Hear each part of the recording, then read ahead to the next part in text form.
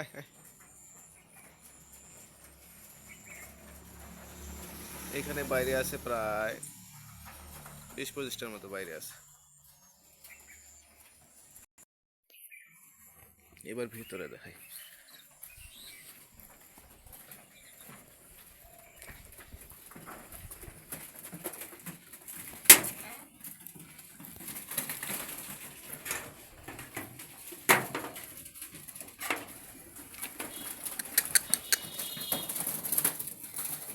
এখানে এখন সাদা জিনিসটা আছে, মাঝখানে দুইটা অসুস্থ হয়ে গেছিল, পরে জবাই করে দিয়েছে।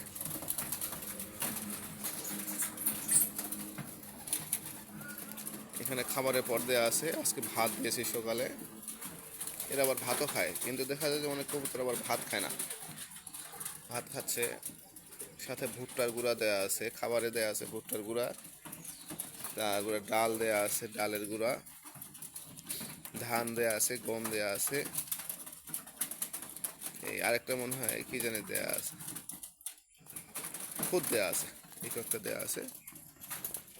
এইখানে দুইটা আবার তা দিচ্ছে, খোপ আছে প্রায় 100টার মতো, লম্বা লম্বি গোটাটাই খোপ করে দিয়েছি। এটাকে অনেকটা আধুনিক খামারও বলা যায়।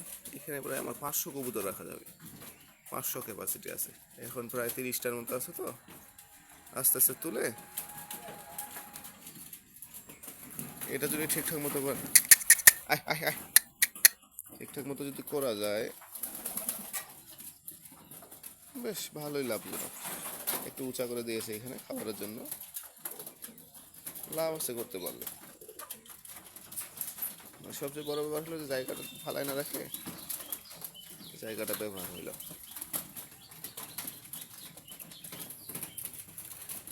এখানে দুটো তা দিচ্ছে, মানে আনতে আনতে এরা ডিম দিয়েছে, ডিম দিয়ে তা দিচ্ছে দুটো। খাবার দিলাম, খাবার খাচ্ছি। বাবা এদিকে এদিকে এদিকে আসো, এই যে ভিডিও করতেছি, আসো আসো। হ্যাঁ আসো আসো,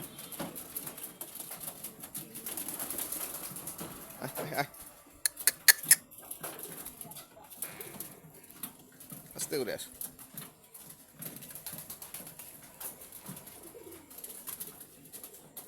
আসো আসো। এই যে আমার আম্মাজান কবুতর দেখতে আসছে। আচ্ছা ধুলা থাক, এগুলো ধুলারই যায়। এই যে আমার বাবা দিকে তাকাও তো, এই যে আমাদের দেখার জন্য আসছে। হ্যাঁ বাবা, তোমার কবুতর কি খুব পছন্দ? খরগোশ, ঠিক আছে আজকে গিয়ে খরগোশ নেব। হ্যাঁ আজকে খরগোশ নেব, সুন্দর সুন্দর দুইটা খরগোশ নেব। হ্যাঁ তুমি খরগোশে কি খাওয়া বলো তো?